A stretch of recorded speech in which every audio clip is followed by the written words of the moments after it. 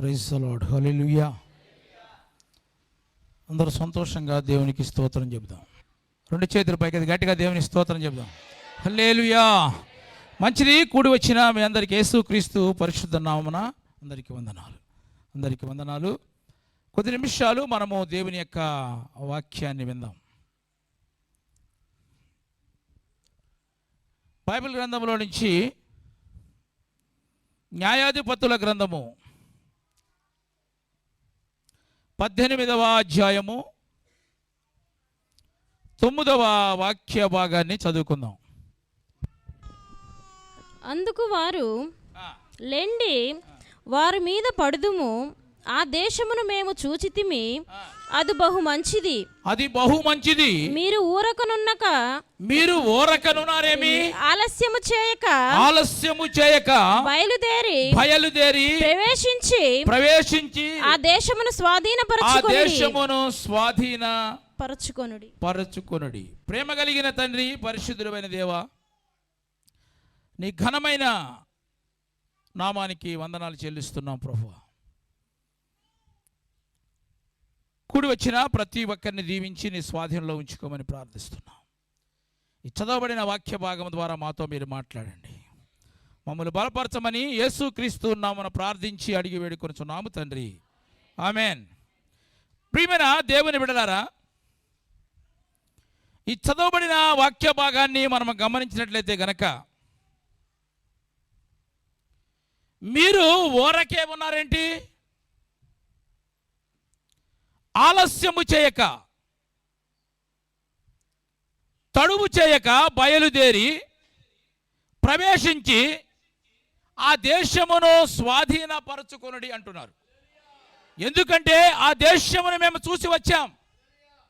ఆ దేశం అంట చాలా మంచి దేశం. కాబట్టి మీరు ఊరకే ఉంటే ఎలా? అలా కూర్చున్నారంటే మీరు? అలా మౌనంగా ఉండిపోయారంటే మీరు దానిలోని ప్రవేశించి ఆ దేశమును మీరు స్వాధీనపరచుకుని. ఈనాడు నా ప్రియమైన దేవుని బిడ్డలారా, చాలా మంది కూడా చేయవలసిన దాన్ని విసర్జించి నెరవేర్చవలసిన దాన్ని ఆలస్యము చేస్తూ స్వాధీనపరచుకోవలసిన దాన్ని స్వాధీనపరచుకోలేక దేవుడిచ్చే దివ్యమైన ఆశీర్వాదములు, శ్రేష్టమైన వాగ్దానములు, అపురూపమైన దైవిక ప్రణాళికను గుర్తించలేక ఎండిన చెట్టు వలె మోడిబారిపోయిన వారుగా చాలా మంది ఉంటున్నారు. నా ప్రియమైన దేవుని సంగమా, అందుకే దేవుడు అంటున్నాడు, మీరు ఊరకనే ఎందుకు కూర్చున్నారు? మీరు ఎందుకు మీ హృదయములలో వేదన దిగమిందుకుంటున్నారు? మీరు ఏమి జరుగుతుందో, ఏమి వాటిల్లుతుందో అనే అవిశ్వాసము చేత మీరు కృంగిపోయి ఉన్నారు. మీరు ఎందుకని అలా కూర్చుని ఉన్నారు? నిమ్మలంగా మీరు లెండి, ఆలస్యము చేయక ప్రభువు నీకు ఇచ్చే వాగ్దాన దేశమును, ఆమేన్, ప్రభువు నీకు ఇచ్చే దివ్యమైన ఆశీర్వాదములను అనుభవించడానికి మీరు లేచి వెళ్ళి ఆ దేశమును మీరు స్వాధీనపరచుకోండి. ఆమేన్, హల్లెలూయా. ఈ తడువు, ఈ ఆలస్యం అనేది ప్రియమైన దేవుని బిడ్డలారా, మనల్ని కుంటి వాళ్ళలాగా, ఏమీ చేతకాని వాళ్ళలాగా, మనల్ని సతికినబడి కూర్చునే వాళ్ళగా చేస్తూ ఉంటుంది. ఈరోజు నా ప్రియమైన దేవుని బిడ్డలారా, మనకు తెలియకుండానే అలక్ష్యం అనేది మన జీవితంలో ఉంది. ప్రతి దానికి ఆలస్యము, ప్రార్థనకు రావడానికి ఆలస్యము, ప్రార్థన చేయటానికి ఆలస్యము, ప్రతి దానికి ఆలస్యం, అలక్ష్యం అనేది మన జీవితంలో ఉంటుంది. అలా ఉంటే గనక నీవు వాగ్దాన దేశమును ఎలా స్వతంత్రించుకోగలుగుతావు? కొంచెం యాక్టివ్గా ఉండాలి కదా, కొంచెం హుషారుగా ఉండాలి కదా, నువ్వు లేవాలి కదా, నువ్వు నేరస్తులిపోయిన వ్యక్తిగా ఉండకూడదు కదా. నువ్వు పరిగెత్తుకొని వెళ్ళి ఆ దేశమును, ఆ మంచి దేశమును నీవు స్వతంత్రించుకోవాలని ప్రభువు చెప్తున్నాడు. ఆమేన్, హల్లెలూయా. ఇది నాకు దేవుడిచ్చిన దినమని మనం గుర్తించాలి. ఇది దేవుడు నాకు ఇచ్చిన పనిని మనం గుర్తించగలిగితే గనక, ఈ దేవుడు నాకు ఇవ్వబోతున్న స్వాస్థ్యమును గుర్తించగలిగితే గనక, నీవు పరిగెత్తుకుని వెళ్ళి ఉత్సాహముగా ఆ దేశమును స్వతంత్రించుకోగలుగుతావు. ఆమేన్, హల్లెలూయా. రాజైన హిజ్కియాకు మరణకరమైన రోగం వచ్చింది. దైవజనుడైన యెషయా ప్రవక్త వచ్చి అంటున్నాడు, దేవుడు పంపించాడు, నీవిక బ్రతకవు, నీళ్ళను చక్కదిద్దుకోమని చెప్పాడు. ఆయన చెప్పాడు కదా, ఎప్పుడో చక్కదిద్దుకోమందాం అనుకోలేదు. ఆ మాట చెప్పిన వ్యక్తి ఆ యెషయా ప్రవక్త నడిమి శాల దాటక మునిపే వెంటనే ఆయన వైపు తట్టు తిరిగి ప్రార్థన చేశాడు. ఆమేన్, హల్లెలూయా. ఆలస్యం చేయాల ప్రార్థన చేసే విషయంలో. ఒక సమస్య దేవుడు మనకు తెలియజేసినప్పుడు, ఒక సమస్య నీ జీవితంలోకి వచ్చినప్పుడు నీవు ఆలస్యం చేయకుండా వెంటనే దేవుని వైపు నువ్వు తిరగగలిగితే గనక, ప్రియమైన దేవుని బిడ్డలు, వెంటనే పరలోకము నుండి శాంతి సందేశమును దేవుడు పంపించాడు. ఆమేన్. నీకు 15 సంవత్సరములు దేవుడు ఆయుష్ పొడిగిస్తున్నాడు. చప్పట్లు దేని స్తోత్రం చెప్దాం. హల్లెలూయా. వెంటనే మనం ఆలస్యం చేయకుండా దేవుని వైపు తిరగలిగితే గనక, నా ప్రియమైన దేవుని బిడ్డలారా, వీళ్ళందరూ కూడా ఆలస్యం చేస్తున్నారు. మీరు ఊరకనే ఎందుకు కూర్చున్నారు? మీరు ఆలస్యం చేయకుండా, మీరు తడువు చేయకుండా బయలుదేరి ప్రవేశించి ఆ దేశమును మీరు స్వాధీనపరచుకోమని చెప్తున్నాడు. ఆమేన్, హల్లెలూయా. కనుక నా ప్రియమైన దేవుని బిడ్డలారా, నేను మీతో చెప్పాలనుకున్న మాట ఏంటంటే, ఆ దేశము మంచి దేశం, అది వాగ్దాన దేశం, అది దేవుడు కొలిసి ఇచ్చిన దేశం, అది దేవుని ప్రజలకు ఇచ్చుతున్న దేశం, అది ఆ దేశము చాలా మంచి దేశం అని చెప్తున్నారు కదా. అయితే ఆ దేశమును నువ్వు స్వతంత్రించుకోవాలనుకున్న ప్రతి ఒక్కరికి కూడా మనము ఏ విషయంలో తడువు చేయకుంటే, ఆలస్యం చేయకుండా ఉంటే మనము ఆ దేశమును స్వతంత్రించుకోగలుగుతాం. ఈరోజు కొన్ని విషయాలు మనము ఏ విషయములలో మనము ఆలస్యము చేయకూడదు, ఏ విషయములలో నువ్వు తడువు చేయకూడదు, కొన్ని విషయాలు ఈ రోజున వాక్యంలోంచి మనం ధ్యానిద్దాం. చదవండి. మొట్టమొదటిగా యిర్మీయా గ్రంథము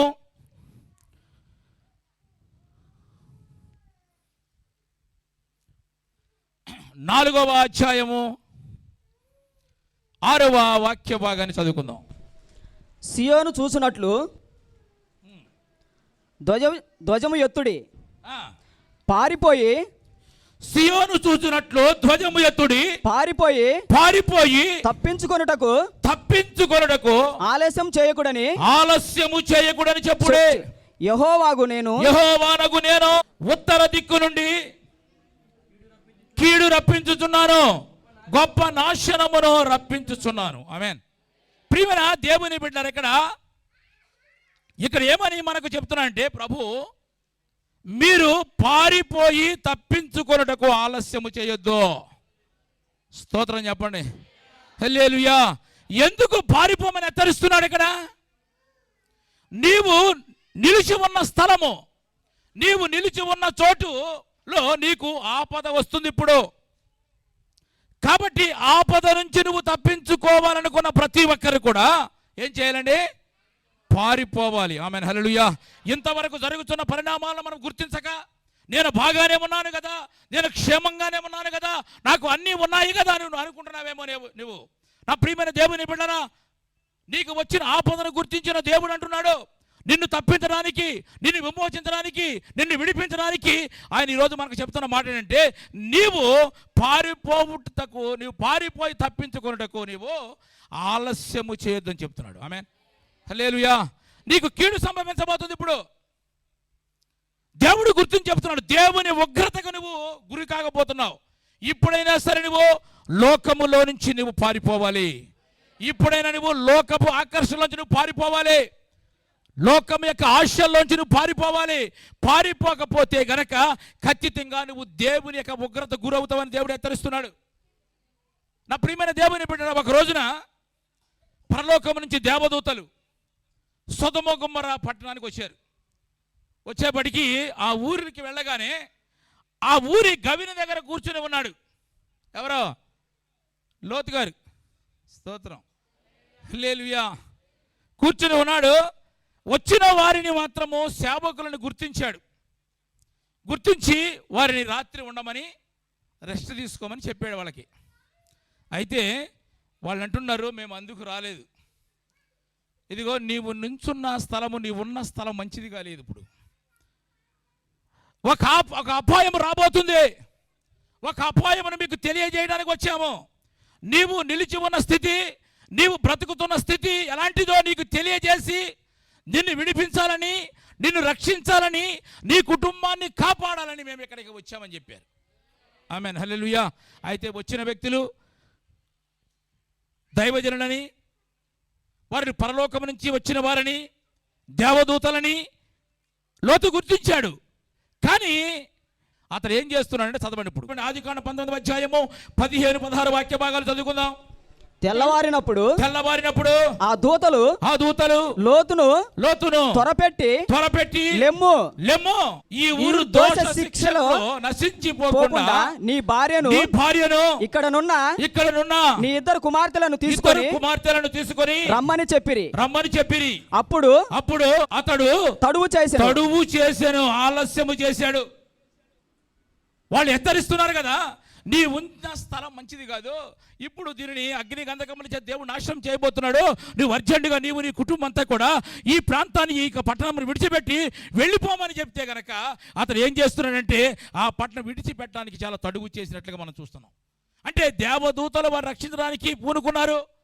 దేవుని సహాయం వారికి ఎంతగా ప్రసాదించినప్పటికీ కూడా ఆ విలువను గుర్తించక అతను అంటున్నాడు, అక్కడే తడువు చేస్తున్నాడు. కానీ దేవుడు కనికరమ కలిగిన దేవుడు కదా, స్తోత్రం చెప్పు ఒకసారి. దేవుడు ఏం చేశాడంటే లోతు భార్యను, లోతు కుమార్తెలు అందరూ కూడా చేతులు పట్టుకుని ఆ ఊర్లోంచి బయటికి తీసుకొని వచ్చి నువ్వు అర్జెంటుగా నువ్వు ఈ మైదానంలో ఉండకుండా ఆ ఊరికి పరిగెత్తమని చెప్తున్నాడు. అని ఈ మైదానంలో ఉండకుండా పారిపోమని చెప్తే ఆ లోతు అంటున్నాడు, నేను అక్కడ వరకు నేను వెళ్ళలేను, నేను ఈ ఊర్లోనే ఉంటాను అంటున్నాడు. నా ప్రియమైన దేవుని బిడ్డలు, దేవుడు నేను హెచ్చరించినప్పుడు ఒక అపాయము నీ జీవితంలోకి వస్తుంది, ఒక ప్రమాదము నీ జీవితంలోనికి వస్తుంది అని దేవుడు గుర్తించి నేను హెచ్చరించినప్పుడు నీవు పారిపోకపోతే గనక ఆయన ఏం తప్పించుకోవడానికి నేను పారిపోమని చెప్తున్నాడు. పారిపోకుండా నువ్వు అక్కడే నిలిచి ఉంటే గనక ప్రమాదం ఎవరికండి? ఎవరైతే తడువు చేస్తారో, ఎవరైతే ఆలస్యం చేస్తారో వారికే ప్రమాదం కలుగుతుంది. చివరికి నా ప్రియమైన దేవుని బిడ్డలారా, ఈనాడు చాలా మంది కూడా దేవుడు మనల్ని పిలుస్తున్నప్పటికి కూడా ప్రయాసపడి భారం మోస్తున్న సమస్త జనులారా నా దగ్గరికి రండి, నేను మీకు విశ్రాంతిని ఇస్తానన్నప్పటికీ కూడా ఆయన దగ్గర రాకుండా అలాగే నిలబడేవారు, రక్షణ లేని వారు చాలా మంది కూడా ఈరోజు ఉన్నారు.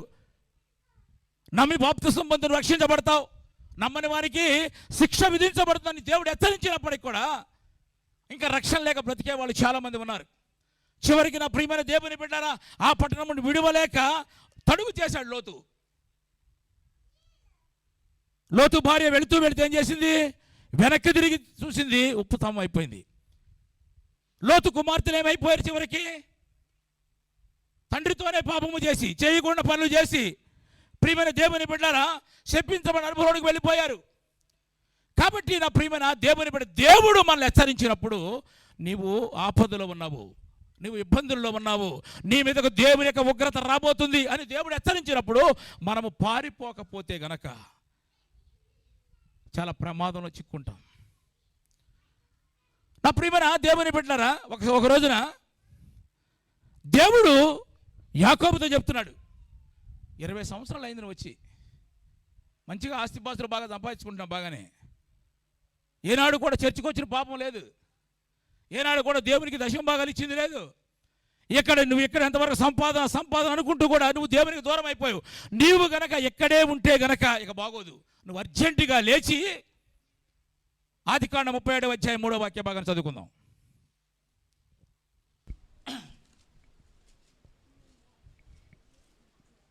అప్పుడు యెహోవా నీ పితరుల దేశమునకు నీ బంధువుల యొద్దకు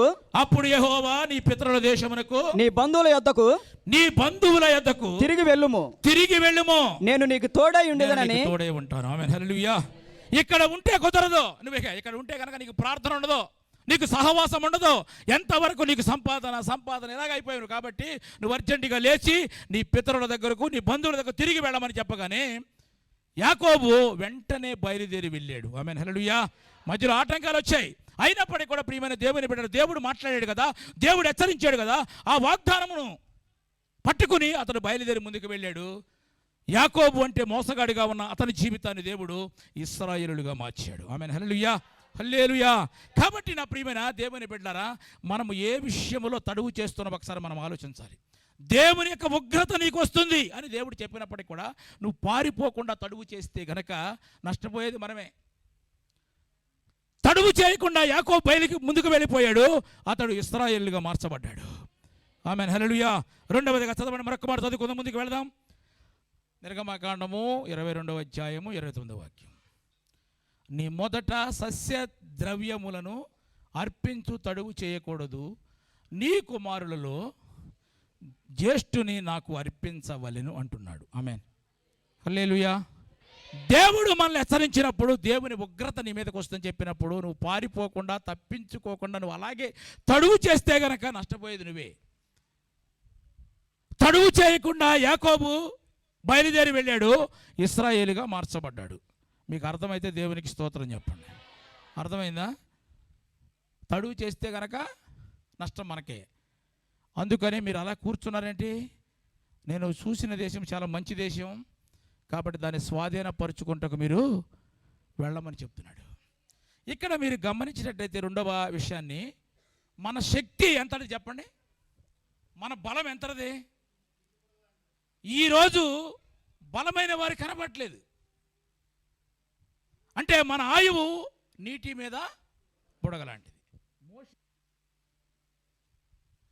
90వ కీర్తన 10వ వాక్య భాగాన్ని చదివితే, మా ఆయుష్కాలము 70 సంవత్సరములు, నా ఆయుష్కాలము 70 సంవత్సరములు, అధిక బలమున్న ఎడల 80 సంవత్సరములగును. ఇప్పుడు మోషే అంటున్నాడు ఆయుష్కాలము 70 సంవత్సరాలు, అధిక బలం ఉంటే గనక 80 సంవత్సరాలు అంటున్నాడు.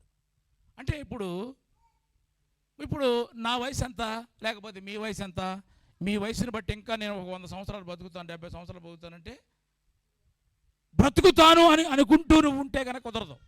ఎందుకంటే మోషే అప్పుడు రాసినప్పుడు అప్పుడున్న పరిస్థితులను బట్టి, అప్పుడున్న వాళ్ళు తినే పదార్థాలను బట్టి అంత బలం ఉంది. ఇప్పుడు ఏం బలం ఉంటుంది? కాబట్టి ఇప్పుడు నీ వయసు ఎంత, నేను ఎంతవరకు బ్రతుకుతాననుకుని ఒకవేళ నీవు నీ జీవితాన్ని దేవునికి అర్పించకుండా ఒకవేళ నువ్వు తడువు చేస్తున్నావేమో, రేపేమి సంభవించునో మనకు తెలియదు. కాబట్టి నీవు అర్పించవలసిన వాటిని అర్పించుటకు నువ్వు తడువు చేయవద్దని చెప్తున్నాడు. ఆమేన్, హల్లెలూయా. అంటే నిన్ను నీవు దేవునికి అర్పించుకోకుండా, నిన్ను నీవు ఆయనకు సమర్పించుకోకుండా, ఆయన పాద సన్నిధిలో ఆయనకు నీ బిడ్డలను, నీ కుటుంబాన్ని అర్పించకుండా నీవు అలా తడువు చేస్తున్నావేమో. అంటే అర్పణము అని ఇక్కడ మనం గమనిస్తాం కదా. అర్పణం అంటే కానుక మాత్రమే కాదు. అర్పణం అంటే నిన్ను నీవే దేవునికి సమర్పించుకోవాలి. నిన్ను నీవే. ఎఫెసీయులకు రాసిన పత్రిక 5వ అధ్యాయము 2వ వాక్య భాగంలో ఏముందంటే చదవండి. క్రీస్తు మిమ్మును ప్రేమించి పరిమళ వాసనగా ఉండుటకు మన కొరకు తన్ను తాను దేవునికి అర్పణముగాను బలిగాను అప్పగించుకొనెను అలాగుననే అంటున్నాడు. ఆయన ఎలా బలిగా అర్పణగా అర్పించుకున్నాడో మనము కూడా అలాగే బలి అయిపోవాలని చెప్తున్నాడు. నీవు కూడా బలిపీఠం మీదకి రావాలని చెప్తున్నాడు. కాబట్టి ప్రియమైన అర్పణ అనగానే ఏదో 10వ పరకు ఇచ్చేస్తే, కానుక ఇచ్చేస్తే అయిపోద్దని కాదు. అర్పణ అంటే నిన్ను నీవు దేవునికి సమర్పించుకోవాలి. నిన్ను నీవు, నీ కుటుంబము, నీ బిడ్డలంతా కూడా దేవునికి సమర్పించుకోవాలి. దేవుడు నిన్ను దర్శించినప్పుడు నువ్వు వెంటనే నీ జీవితాన్ని దేవునికి అర్పించుకోకపోతే నష్టపోయేది మనమే. అపోస్తులైన పౌలు గారు సౌలుగా ఉన్నప్పుడు దేవుడు అతన్ని దర్శించాడు. దర్శించిన తర్వాత ఆయన ఏమంటున్నాడంటే చదవండి. తిమోతికి రాసిన 2వ పత్రిక 1వ అధ్యాయము 12వ వాక్య భాగాన్ని మనం చదువుకుందాం. ఆ హేతువు చేత ఈ శ్రమలను అనుభవించుచున్నాను గాని నేను నమ్మిన వాణ్ణి ఎరుగుదునను గనుక సిగ్గుపడను. నేను ఆయనకు అప్పగించిన దానిని ఆయనకు అప్పగించిన దానిని రాబోచున్నా. అంటే ఇక్కడ ఏమన్నా అంటే నేను తడువు చేయలేదు, ఆయన వాక్యము నన్ను పట్టుకుంది. ఆయన వాక్యము నన్ను దర్శించినప్పుడు నేను దేదీప్యమైన వెలుగులో నేను చూసిన వెంటనే ఆనాడే నా బ్రతుకును ఆయన చేతికి అప్పగించాను. అప్పగించకపోతే నష్టపోయేది మనమే కదా. మన పిల్లలు 10th క్లాస్ చదివారు అనుకోండి, పాస్ అయ్యారు. పాస్ అయిన తర్వాత ఇప్పుడు నీ పిల్లలు ఇంకా ముందుకు వెళ్ళాలి అనుకుంటే, ఇంకా ఆశీర్వాదకరంగా ఉండాలంటే నువ్వేం చేయాలి? నీ పిల్లలను దేవునికి సమర్పించాలి. దేవునికి నీవు అర్పించాలి. ఆ అర్పణ ఎలా ఉండాలో చెప్తాడనమాట దేవుడు. ఏమని అబ్రహాము దేవుని చెప్తున్నాడు? నీ కొడుకుని తీసుకొని వచ్చి దహన బలిగా నీవు నాకు అర్పించాలని చెప్తున్నాడు. ఆమేన్, హల్లెలూయా. అంటే అర్పణ అంటే అర్పించడం కాదు ఇక్కడ, ఆయనకు సమర్పించుకోవడం కాదు ఇక్కడ. అది ఒక దహన బలిగా మార్చబడాలి. దహన బలిగా చేసింది ఏది కూడా మరలా మనము తిరిగి తీసుకుంటామా? దహించబడిందని తీసుకోగలుగుతామా? తీసుకోలేము. ఇప్పుడు మనం ఏం చేయాలి? మనకు బాగోనప్పుడు ఏం చేస్తాం? మనం ఒక మొక్కుకుంటాం, ఏదైనా ఒక మొక్కుబడి చేస్తాం. ప్రభువా నాకు బాగోకపోతే ఇక నుంచి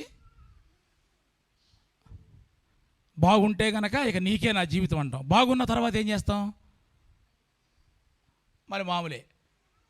ఆ సమర్పణలో తేడా ఉంటుంది. ఒకవేళ మన పిల్లలకే ఒకవేళ బాగోలేదనుకోండి, వీడు బతికితే కనుక నీ సేవకి ఇస్తానంటాం. వాళ్ళు బతికిన తర్వాత ఏమంటాం? వీడు ఎంత చదివితే అంత చదివిస్తా అంటాం. అంటే మన అర్పణ దహించకపోతే గనక, ఒకవేళ దహించబడకపోతే మరలా తీసుకునే అవకాశం ఉంటుందన్నమాట. అందుకని దహన బలిగా నీ కొడుకును అర్పించాలని అబ్రహాముతో దేవుడు మాట్లాడతాడు. కాబట్టి ప్రియమైన దేవుని బిడ్డరా, బాగోలేనప్పుడు నీకే అంకితం అంటాం, బాగుపడిన తర్వాత వీడు ఎంత చదివితే అప్పు చేసైనా సరే వీడిని చదివిస్తామని చెప్తాం. కాబట్టి ప్రియమైన దేవుని బిడ్డ, దహించకపోతే గనక మరొక్క దానికి వాడుకునే అవకాశం ఉంటుంది. మనం దహించబడితే గనక మన కొరకు కాదు, దేవుని కొరకే బ్రతకాలని ఆశ మనకుంటుంది. కాబట్టి ప్రియమైన దేవుని బిడ్డ, నీవు అర్పించవలసిన దానిని అర్పించడం నువ్వేం చేయాలి? తడువు చేయొద్దని చెప్తున్నాడు. నీ జీవితాన్ని దేవునికి అర్పించాలి. నువ్వు తడువు చేయవద్దు. నువ్వు ఏం చెప్తాడు? నీ మొదటి సస్య ద్రవ్యమును తడువు చేయకూడదు, నీ కుమారులలో జ్యేష్ఠుని నాకు అర్పించాలని చెప్తున్నాడు. కాబట్టి నా ప్రియమైన దేవుని బిడ్డలారా, మనం అప్పగించకపోతే గనక మరలా తీసుకునే అవకాశం ఉంటుంది. అప్పగించుకుంటే గనక కాలిన దానిలో నుంచి కూడా, కాలి బూడిదైన దానిలో నుంచి కూడా నిజ రూపాన్ని దేవుడు పైకి తీస్తాడు. ఆమేన్, హల్లెలూయా. అబ్రహాం ఎందుకు అంత ధైర్యంగా వెళ్ళాడు? ఒకవేళ నా కొడుకుని కనుక బలిగా ఇస్తే గనక ఆ కాలి బూడిదైన దాంట్లోంచి కూడా నా కొడుకును మరలా తీసుకొస్తాడు. అంత నమ్మకంతో వెళ్ళాడు. ఆమేన్, హల్లెలూయా. కాబట్టి నా ప్రియమైన దేవుని బిడ్డ, మీరు ఎందుకు ఊరకే ఉన్నారు? ఆ దేశం మంచి దేశం, ఆ దేశంలో మీరు స్వతంత్రించుకోవాలంటే కనుక మీరు ఏం చేయాలంటే, మీరు ఏ విషయంలో దేవుడిని హెచ్చరిస్తున్నాడు, దేవుని ఉగ్రత గుర్తించి ఆయన హెచ్చరించినప్పుడు నువ్వు పారిపోవటానికి, నువ్వు తప్పించుకొని పారిపోవడానికి నువ్వు ఆలస్యం చేయొద్దని చెప్తున్నాడు. నువ్వు దేవునికి నీ జీవితాన్ని అర్పించుకోవలసిన సమయంలో అర్పించుకుంటే కూడా నువ్వు ఆలస్యం చేయవద్దని చెప్తున్నాడు. ఆమేన్, హల్లెలూయా. చివరిగా మరొక మాట చదవండి. అపోస్తుల కార్యం 22వ అధ్యాయం 16వ వాక్యం ఏముందంటే, అపోస్తుల కార్యం 22:16, గనుక నీవు తడువు చేయట ఎందుకు? లేచి ఆయన నామమును బట్టి ప్రార్థన చేసి బాప్తిసం పొంది నీ పాపములను కడిగి వేసుకోమని చెప్పాను. ఆమేన్, హల్లెలూయా. మొట్టమొదటిగా మనం ఏ విషయంలో తడువు చేయకూడదు చెప్పండి? తప్పించుకొని పారిపోవటకు మనం ఆలస్యం చేయొద్దని చెప్తున్నాడు. నీవు అర్పించవలసిన దానిని అర్పించుటకు నీవు ఆలస్యం చేయొద్దని చెప్తున్నాడు. ఇక్కడ నా ప్రియమైన దేవుని బిడ్డలారా, ఈ మాటలు దైవజనుడైన అననీయ అంటున్న మాటలు. ఎందుకంటే అపోస్తలుడైన పౌలు గారు సౌలుగా ఉన్నప్పుడు దమస్కు మార్గంలో దేవుడు దర్శించాడు. దర్శించిన తర్వాత అతని యొక్క జీవితం ఎలా మార్చబడిందో సాక్ష్యం చెప్తున్నాడు. అయితే ఇక్కడ అననీయ, దైవజనుడైన అన్నయ్య అంటున్నాడు, సరే మంచిది, దేవుడు నీకు ఒక దర్శనాన్ని ఇచ్చాడు కదా, నీవేం చేయాలంటే అర్జెంటుగా నీవు లేచి ప్రార్థన చేసి బాప్తిసం పొంది దేవుని సంకల్పం ఏమై ఉన్నదో దాన్ని నెరవేర్చమని చెప్తున్నాడు. ఆమేన్. అంటే మన జీవితంలో దేవుడు మాట్లాడినప్పుడు దేవుని సంకల్పము ఏమై ఉందో దాన్ని నెరవేర్చడానికి నీవు ఆలస్యము చేయవద్దని చెప్తున్నాడు. హల్లెలూయా. అసలు దేవుని సంకల్పం ఏంటో మనకు తెలియాలి మన జీవితంలో. అప్పుడే మనం ఆలస్యం చేయకుండా, తడువు చేయకుండా కార్యక్రమాలు మనం చేయగలుగుతాం. దేవుని ప్రణాళిక నువ్వు గుర్తిస్తే కనుక నా ప్రియమైన దేవుని బిడ్డలారా, దేవుని నీతి నెరవేర్చడానికి, దేవుని చిత్తాన్ని నెరవేర్చడానికి నువ్వు వెంటనే లేచి ప్రార్థన చేసి నువ్వు బాప్తిసం తీసుకుంటావు. ఆమేన్. ఇంకా నువ్వు ఒకవేళ మారు మనసు పొందకుండా బాప్తిసం తీసుకోకుండా ప్రభు యొక్క బలలోనికి మనం వెళ్తాం కొద్దిసేపట్లో కదా, నిన్ను దాటి కూడా వెళ్ళిపోతూ ఉంటుంది. అలాంటప్పుడు కొంచెం బాధనే అయ్యాలి మనకి. నాకెందుకు ఇవ్వలేదు? ఏదైనా ఫంక్షన్కి ఉంటే ఊరందరిని పిలిచి మన ఫ్యామిలీని పిలవకపోతే మనకి ఎట్లుంటుంది? నేనేం చేశానంటావు?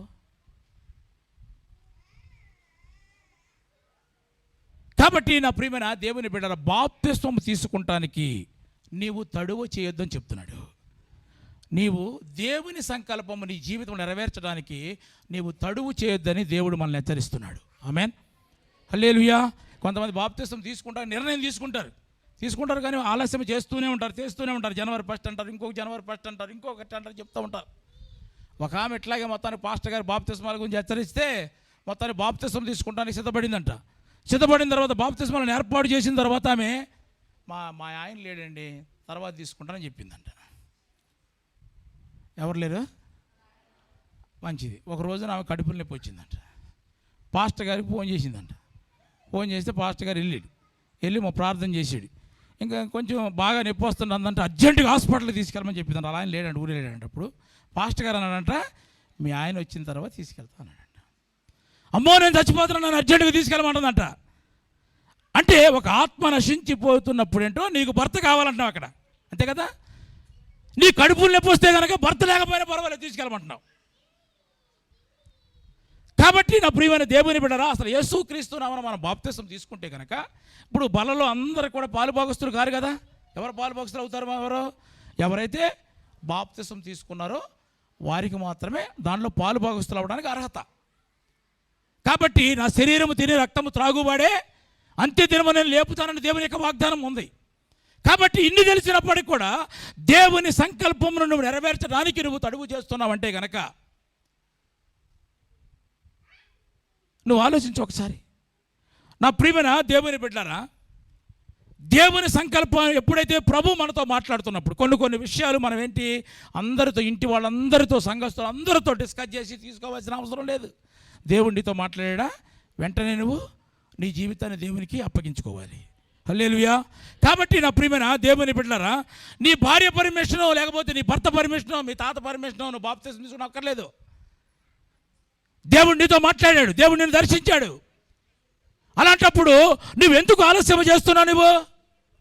నీవు తడువు చేయట మానివేసి నీవు వెంటనే యేసుక్రీస్తు నామమును బట్టి ప్రార్థన చేసి బాప్తిసం పొంది నీ పాపములను కడుక్కోమని చెప్తున్నాడు. ఆమేన్, హల్లెలూయా. ఆయన అలాగే చేశాడు. చేయటం వల్ల ఏం జరిగిందని చదువు. అపోస్తుల కార్యములు చివరి మాట 9వ అధ్యాయం 15వ వాక్య భాగాన్ని మనం చదువుకుందాం. అందుకు ప్రభు నీవు వెళ్ళుము అన్యజనుల ఎదుటను రాజుల ఎదుటను ఇశ్రాయేలు ఎదుటను నా నామమును భరించుటకు ఇతడు నేను ఏర్పరచుకొనిన సాధనమై ఉన్నాడు. ఆమేన్, హల్లెలూయా. నువ్వు ఎప్పుడైతే దేవుని సంకల్పాన్ని గుర్తించి నువ్వు బాప్తిసం తీసుకుంటావో పరలోకమునకు వెళ్ళటానికి నీకు అర్హత కలిగి ఉంటావు. ఎప్పుడు కూడా యుగయుగాలు దేవునితో నువ్వు కలిసి ఉండగలుగుతావు. మరొక మాట ఏంటంటే దేవుడు నిన్ను వాడుకుంటాడు. ఆమేన్, హల్లెలూయా. కాబట్టి నా ప్రియమైన దేవుని బిడ్డరా, ఆ దేశము దేవుడు వాగ్దానము చేసిన దేశము, ఆ దేశము దేవుడు కొలిసిచ్చిన దేశం. అది మేము చూసి వచ్చాం, చాలా బాగుంది. కాబట్టి మీరందరూ కూడా అలాగే కూర్చోవద్దు, మీరు కొంచెం యాక్టివ్ అవ్వాలి. మీరు దాంట్లో ప్రవేశించి దాన్ని మీరు స్వాధీనపరచుకోమని చెప్తున్నాడు. కాబట్టి ఆ దేశమును మనం స్వాధీనపరచుకోవాలంటే కనుక దేవుని సంకల్పం ఏంటో మనం గుర్తించాలి. దేవుని సంకల్పమును మనము నెరవేర్చడానికి మనం తడువు చేయకూడదు. దేవుని సంకల్పాన్ని నెరవేరిస్తే గనక దేవుడు ఖచ్చితంగా నిన్ను వాడుకుంటాడు. యుగయుగములు దేవునితో ఉండగలుగుతావు. నీవు అర్పించవలసిన దాన్ని నువ్వు అర్పించడము ఆలస్యం చేయొద్దని చెప్తున్నాడు.